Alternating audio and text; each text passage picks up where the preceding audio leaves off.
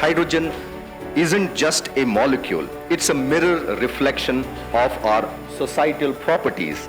Because that is the time the rocketry was picking up and they were analyzing for hydrogen as a propellant. Hydrogen is not just another fuel, it is an enabler of sustainability and catalyst for innovation. Second to none in the coming times. I think one good area, one best area, and the unique area that you are supposed to concentrate is nothing but hydrogen.